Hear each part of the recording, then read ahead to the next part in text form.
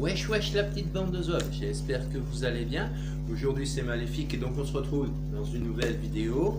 Aujourd'hui je vais vous parler de nos amis les commerçants. Alors comment va-t-on faire lorsqu'on aura récupéré nos francs pour aller chez les commerçants? Déjà, il va falloir aller voir les commerçants avant évidemment d'avoir les francs. On va pas aller les voir but en blanc machin. On va essayer d'aller les voir. On va leur expliquer le projet, que notre but est de revenir aux francs, en leur expliquant que voilà, afin de pouvoir, comment dirais-je, faire notre RIC par nous-mêmes, voilà, afin de pouvoir modifier notre situation, voilà, on va dire modifier notre situation, le mot exact, sur le plan économique. Nous avons donc décidé de faire des actions et des opérations en francs.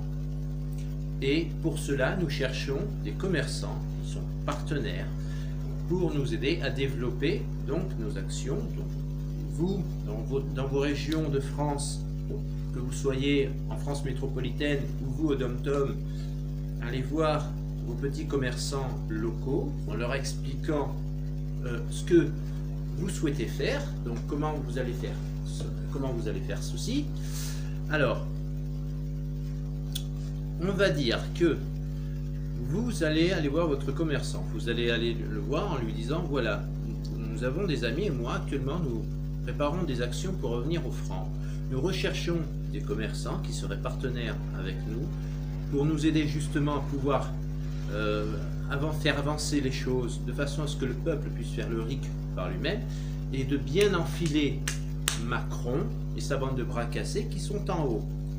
Voilà, de façon à ce qu'ils ne puissent plus nous toucher sur le plan économique. Parce que quand ils vont vouloir nous taxer, ça va être avec les pourris, et nous on va avoir des francs. Donc ça va bugger. Et ils ne pourront pas, évidemment, nous taxer. Puisque les francs, officiellement, n'auront plus aucune valeur.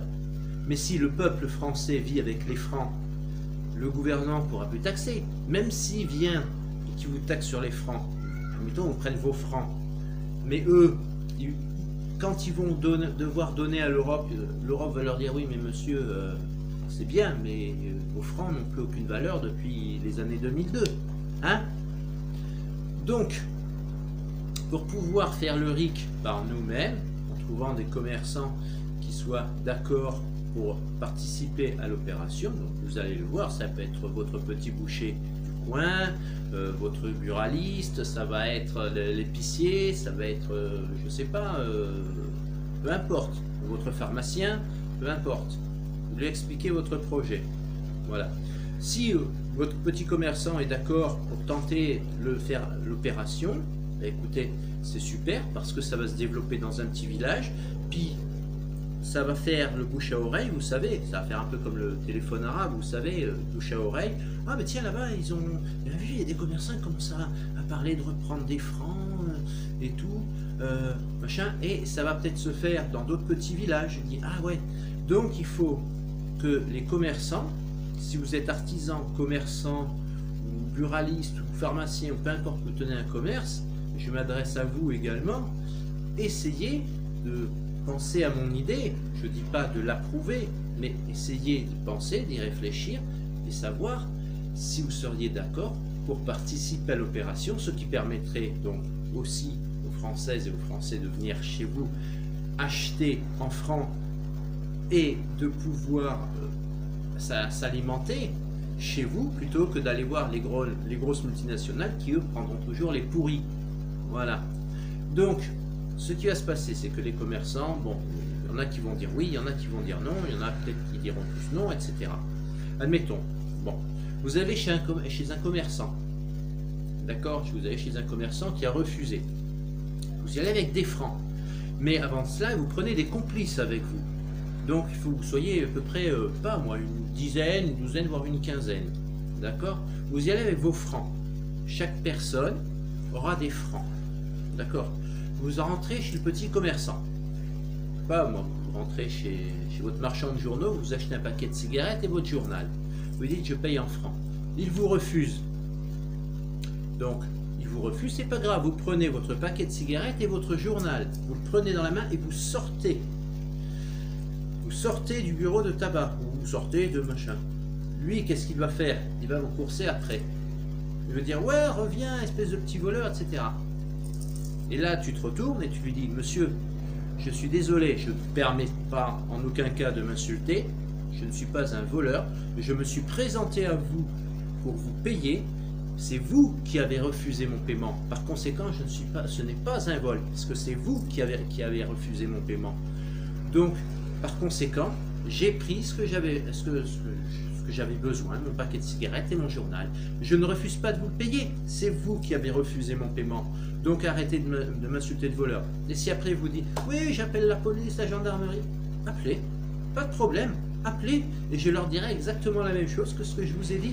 De toute façon, il y aura des témoins, il y aura peut-être une caméra de sécurité, il y aura des témoins qui pourront prouver que je me suis présenté à vous, que j'ai voulu vous payer, que c'est vous qui avez refusé mon paiement. Alors après, ce que vous pouvez faire, c'est que les commerçants, ils y mettent de la mauvaise foi, etc. Vous dites, d'accord, pas de problème. Alors, vous allez avoir, admettons, je ne sais pas, un journal, admettons, votre jeu, le journal et un paquet de cigarettes dans la main. D'accord? Vous allez le prendre devant lui, ce sera dans votre main, et puis le paquet de cigarettes, vous allez enlever le cellophane qui est autour. Vous allez l'enlever, vous allez le jeter par terre. Vous dites, maintenant, je vous le rends. Et lui, il ne pourra rien en faire parce que ce ne sera pas valable, ce sera invendable. Le cellophane a été retiré, vous avez retiré aussi le petit papier qui est à l'intérieur, vous savez, vous ouvrez le paquet de cigarettes, vous retirez le papier, c'est invendable, il ne pourra plus le vendre. Le journal vous avez dans la main, vous le déchirez, vous déchirez une page, vous lui rendez, c'est invendable. Et après vous lui dites, alors, que préférez-vous maintenant monsieur? Je vous paye en francs, ça vous fait de l'argent, ou alors je vous rends vos affaires, mais c'est invendable, c'est pour perte et profit. Que préférez-vous? Première chose, voilà, ça c'est un premier scénario, une première hypothèse. Seconde hypothèse, vous êtes une douzaine de copains, de copines ensemble, vous êtes un petit groupe. Vous rentrez chez le commerçant, chez votre buraliste, votre pharmacien, tout ce que vous voulez. Vous y allez, pareil, vous présentez à lui, vous dites voilà, moi je paye en francs. Il vous refuse, pas de problème. Vous laissez le journal et le paquet de cigarettes sur le comptoir, vous sortez. Vous allez demander à votre copain, votre copine, votre complice de rentrer. Pareil. Et puis ainsi de suite. Et puis quand le petit commerçant, il va voir que il refuse tous les clients, il va perdre de la clientèle et il va rien faire dans sa journée. Profit, zéro. Vente, zéro. Donc, un petit commerçant, s'il n'a plus de clients, il n'a plus de rentrée, il ferme. Alors, c'est vrai que c'est bête et méchant de faire ça. Mais si c'est la seule solution pour qu'on arrive à faire notre RIC par nous-mêmes et de revenir au franc, il faut le faire. Il faut le faire. Pas pour emmerder le petit commerçant du coin, parce que malheureusement, lui, il souffre. Il est comme nous, il souffre. En fait, c'est pas lui qu'il faut emmerder, je suis d'accord. C'est les gros qui sont au-dessus. Mais le problème, c'est que si tu veux emmerder les gros qui sont au-dessus, il faut emmerder les petits. Parce que c'est le petit qui paye pour le plus grand, pour le moyen paye pour la centrale paye pour les grandes surfaces, et les grandes surfaces payent au plus gros en haut, à Macron et sa bande de bras cassés. Et s'il n'y a plus d'argent qui arrive de chez les petits, de nous, les consommateurs, s'il n'y a plus d'argent dans les caisses des commerçants, il n'y a plus d'argent qui monte en haut chez machin et sa bande de bras cassés. Parce que le petit commerçant il dit oui, mais moi le problème c'est que je veux bien vous payer. Moi tous mes clients sont venus, vous les payez en francs, je les ai refusés, j'ai rien fait, j'ai fait zéro. Mes ventes elles sont à zéro, j'ai fait zéro en profit. Voilà. Donc, soit ça c'est la solution numéro 2. Donc on y va et on fait aller-retour. Donc au bout d'un moment, donc il ne faut pas faire ça que sur une journée. Il faut le faire pendant plusieurs jours, plusieurs semaines, plusieurs mois consécutifs. Au bout d'un moment, le petit commerçant, s'il veut avoir de l'argent, il ne va pas avoir le choix. Il va être obligé d'accepter les francs. Et ce petit commerçant, il va dire, oui, mais qu'est-ce que je vais pouvoir faire maintenant avec les francs? Ça n'a plus aucune valeur, etc. Et puis quand il va s'apercevoir que le pharmacien à côté, il a le même problème, que le boucher à côté, il a le même problème, que, je sais pas moi, comment s'appelle, le garagiste à côté, il a le même problème, tous les petits commerçants ont le même problème que moi. Donc au bout d'un moment, bah, ils vont devoir, le buraliste, il va aller chez le boucher pour acheter sa viande, le boucher il va aller chez le buraliste, pareil, pour prendre son paquet de cigarettes, son journal. Et après, le garagiste et puis le buraliste, ils vont aller ensemble à la pharmacie acheter du Doliprane parce qu'ils ont mal au crâne. Voilà, et c'est petit à petit, et ça va commencer, et les commerçants après vont pouvoir après regagner de la clientèle, forcément, puisque les grandes surfaces, elles, évidemment avec tous les agents, les vigiles, les gardiens de sécurité, tout ça, ne vous amusez pas à voler dans une grande surface, ce n'est pas le but, parce qu'après ça va vous attirer des problèmes, ils vont appeler. Non, vous laissez les caddies tels quels, vous laissez les caddies, machin, il dit voilà, j'ai des francs, présentez la caissière. Après, il ne faut pas incendier la caissière non plus, parce qu'elle, elle y est pour rien. Elle est juste là, c'est une pauvre caissière, elle a son chef qui est au-dessus d'elle, qui lui dit, tu encaisses, et puis tu fais ton travail, c'est tout. Tu acceptes les pourris, tu n'acceptes pas les francs. C'est pas la petite caissière qu'il faudra emmerder, elle y est pour rien, elle. Mais ce que vous faites, vous dites, ok mademoiselle, vous refusez mon paiement, mais voilà, je laisse mon chariot sur place. Bonne journée, au revoir, et puis je vais aller chez le petit commerçant du coin, parce que lui, il accepte mes francs. Voilà. Et vous y allez à une dizaine, puis la semaine suivante, vous allez à une trentaine, et puis après, vous y allez à une cinquantaine, à une centaine. Et puis, dans les grandes surfaces, c'est que 100 clients qui ont des caddies pleins et qui laissent les caddies sur place parce que les caissières refusent de les prendre. Alors évidemment, quelque part, c'est un peu de leur faute, parce que bon, elles refusent le paiement. Mais après, c'est pas de leur faute non plus, parce qu'elles ont des ordres du chef au-dessus qui lui dit non, tu refuses. Mais s'il y a 100 personnes qui laissent des caddies pleins, mais la grande surface, pouf. Et si chaque client de la grande surface lui dit bon ben écoutez, pas de problème, je vais chez mon petit commerçant local parce que lui au moins il accepte les francs. Donc je vais acheter. Et toutes les multinationales, les grandes surfaces, et si les grandes surfaces n'ont plus d'argent, ben, les grosses multinationales, donc les fournisseurs comme Métro par exemple, ben, il n'y a plus d'argent non plus. Donc au bout d'un moment, ça va coincer. Quelque part, il va y avoir une bulle de savon, un machin. Au bout d'un moment, ça va éclater. Donc, il va falloir trouver une solution. Et la solution qu'il va y avoir, c'est que par la force des choses, les petits commerçants, les grandes surfaces et multinationales seront obligés d'accepter les francs. Et ce qui va se passer, c'est que en gros, nous, après, on sera les boulistes à Paris tous les samedis, mais cette fois-ci on aura le sourire aux lèvres, on dira tu vois Macron, tu nous as pas écouté, ben maintenant c'est nous qui dirigeons le pays, c'est le peuple qui dirige son pays. Et maintenant le peuple a décidé de faire le RIC avec un retour au franc, avec des frontières fermées, et arrêter l'immigration, arrêter d'être taxé, arrêter l'Europe, arrêter l'euro et les pourris. Maintenant c'est le peuple qui est roi de ces terres. Voilà. Et c'est comme ça que ça se fera. Il faut le faire petit à petit. Vous avez des amis qui sont commerçants. Ça vous coûte quoi d'aller les voir, de leur proposer des idées, de leur dire hey, qu'est-ce que tu en penserais par rapport au machin. Et tu vois, il y a un petit pouilleux sur YouTube, il raconte des conneries sur YouTube, il fait des vidéos, il parle d'un retour au franc, il parle des commerçants qui éventuellement qui pourraient participer à une opération retour en franc, va voir ces vidéos, qu'est-ce que tu en penses, machin.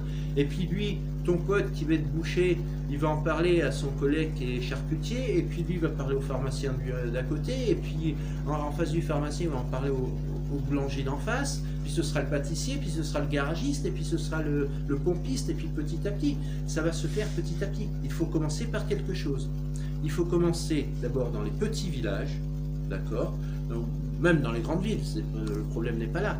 Mais avant tout, il faut avoir des petits commerçants qui soient d'accord avec nous pour participer à l'opération du retour au franc. Voilà, c'est tout simple à faire. Et à partir, si dans chaque ville, chaque village, vous êtes une vingtaine de personnes avec des francs, vous allez voir le commerçant, il vous refuse le paiement, vous ressortez, il n'a plus de clients, comment il fait? Il est obligé d'accepter les francs. Si après le commerçant lui dit oui, mais moi j'ai que des francs, machin. Donc, le petit commerçant il va se fournir donc chez son grossiste, mais si tous les petits commerçants, ben, si le grossiste il refuse tous les petits commerçants, ben, il n'a plus d'argent, il ne vend plus, donc il va être obligé d'accepter les francs. Et puis après les grossistes, s'ils sont refusés par les multinationales, mais si les multinationales refusent tous leurs grossistes, ben, il n'y a plus d'argent, donc ils vont être obligés d'accepter les francs. Donc petit à petit, cela va se faire en méthode forçage. Voilà. Et c'est la méthode forçage que je veux faire appliquer. Mon but, c'est de faire une France qui sera retour au franc. Je ne veux pas faire une France. Quand je dis des frontières fermées, ça ne veut pas dire, attention, les képis, la frontière, machin. Ce sont des frontières qui seront tolérées, bien sûr, avec, pour les pays frontaliers comme l'Allemagne, la Suisse, l'Italie, l'Espagne, d'accord, le Luxembourg, Belgique, bon, je ne vais pas tous les citer, mais les pays frontaliers, ce ne sera évidemment pas des frontières fermées, ce sera des frontières qui seront ouvertes avec une douane qui vérifiera qu'il y a un visa approuvé dans les passeports de chaque personne qui veut rentrer en France. Voilà, si c'est un visa touriste, si c'est un visa travail, voilà, on fait des frontières. Autrefois, dans les années 80, d'accord, il fallait, pour aller en Espagne, il fallait un passeport et un visa. Pour aller en Allemagne, il fallait un passeport et un visa. Moi, j'avais 6 ans dans les années 80. Je suis parti en vacances avec ma mère en Espagne. Il a fallu que je me présente à la frontière espagnole avec un passeport et un visa pour entrer en Espagne. Et c'est exactement ce que je veux que l'on fasse. Cela permettrait à la fois de réduire l'immigration, d'accord, et que tous les gens qui sont clandestins soient ramenés dans leur pays d'origine. Voilà, ça ne veut pas dire je suis raciste et tout ça. Ça veut dire simplement que chaque personne est dans son pays. Les Gabonais doivent être au Gabon, les Chinois en Chine, les Philippins aux Philippines, les Français en France, les Allemands en Allemagne, les Grecs en Grèce. Voilà, c'est... Après, on n'interdit pas évidemment aux gens, on ne va pas interdire le tourisme. Je veux dire, s'il y a des Arabes, enfin des Arabes, quand je dis des Arabes, c'est pas une insulte, hein, c'est groupé arabe de dire un Marocain, un Algérien, un Tunisien, c'est arabe, tu vois, c'est pas l'insulte. Voilà, j'ai rien contre les Arabes, j'ai des amis qui sont arabes, donc j'ai absolument rien contre eux. Mais quand je dis l'arabe, c'est pas une insulte, hein. Je dis bien, parce que je précise bien, avant qu'on me dise, ça y est, t'es un raciste, t'insultes. Non, ce n'est pas une insulte. Quand je dis l'arabe, c'est un groupe, c'est tunisien, algérien, marocain, voilà. C'est pas forcément une discrimination d'une personne, de sa religion, de sa race, non. Voilà, moi on m'appelle le Toubab. Voilà, un Toubab c'est un blanc c'est un Européen, c'est un Américain, voilà. Vous allez chez les Arabes, ils nous appellent les Toubabs, mais ça ne veut pas dire pour autant que c'est une discrimination, que c'est une insulte. Voilà, c'est pas méchant. Bon, peu importe, je vais pas me piloguer là-dessus. Je vais revenir à ce que je disais. Donc, qu'on puisse venir en France avec une frontière donc, qui soit tolérée, avec des passeports et des visas, que l'on puisse contrôler notre immigration, que l'on puisse... on va me dire que je suis un peu le péniste, entre guillemets, mais pour reprendre un peu les mots que disait la mère Le Pen, qu'on puisse contrôler qui rentre et qui sort sur notre territoire. Cela me paraît normal. Vous allez aux Philippines, d'accord? Aux Philippines, ils contrôlent qui rentre et qui sort sur leur territoire. Au bout d'un moment, vous avez besoin d'acheter un visa si vous voulez rester, mais personne ne vous force à rester dans le pays. Moi, après, nous, on contrôle qui rentre et qui sort chez nous, mais après, on ne force personne à venir en France. C'est les étrangers d'eux-mêmes qui décident de venir en France pour du tourisme, de la visite de la famille, du travail. On ne les force pas à venir. C'est eux d'eux-mêmes, de leur plein gré, qui souhaitent venir en France. Moi, demain, je pars aux Philippines, c'est pas les Philippins qui me disent on veut que tu viennes. C'est moi-même de mon plein gré qui décide de partir aux Philippines. Donc si je souhaite rester plus longtemps aux Philippines, il est normal que je fasse un visa. Parce que je ne suis pas chez moi et les Philippins sont en droit de contrôler qui rentre et qui sort sur leur territoire. Voilà. Et il n'y a rien de mal à ça. Vous allez en Russie, c'est exactement pareil. Vous allez en Chine, c'est exactement la même chose. Vous allez en Australie, c'est exactement pareil. Vous allez aux USA, c'est pareil aussi. Donc il n'y a pas de honte, il n'y a pas de mal, il n'y a pas de racisme à vouloir contrôler qui rentre et qui sort dans son pays. Voilà, tout simplement. Moi, donc, pour revenir au franc, d'accord? Pour revenir sur le fond du problème. Donc il faut commencer, quand vous avez des francs, il faut que vous soyez par petits groupes. Donc une douzaine, une quinzaine de personnes. Et vous allez voir les petits commerçants locaux. Vous n'allez pas dans les multinationales. Vous y allez un par un. Alors soit, donc vous faites la première méthode, comme je vous disais, vous allez chez le boucher, vous prenez, il veut pas, il refuse votre paiement, vous prenez votre cuisse de bœuf et vous croquez dedans, s'il vous dit quelque chose et vous lui rendez, elle sera invendable, donc il sera obligé de payer vos francs, d'accepter vos francs parce que il dit maintenant je vous le paye en francs, voilà. Ou alors c'est perte et profit, c'est lui qui voit. Donc il aura des francs, même si ça vaut plus rien officiellement, mais petit à petit ça va se développer, on va se développer, les francs vont se redévelopper petit à petit. Donc il faut être une dizaine, une quinzaine, allez voir vos petits commerçants locaux, reprenez vos francs et vous y allez un par un et vous ressortez. Soit vous faites l'option numéro 1, donc c'est-à-dire vous enlevez l'emballage du paquet de cigarettes, vous déchirez la page de journal, vous croquez dans la cuisse de bœuf. Si vous allez chez le boucher, vous ouvrez le paquet de boîtes d'aspirine et puis vous prenez un cachet et puis vous l'avalez comme ça devant le pharmacien. Ou alors vous faites la méthode numéro 2, vous rentrez, vous sortez, puis les uns derrière les autres vous y allez. Ça peut être aussi d'excellentes stratégies. Voilà. Mais ça doit se faire d'abord avec les petits commerçants. Il faut que eux soient aussi avec nous.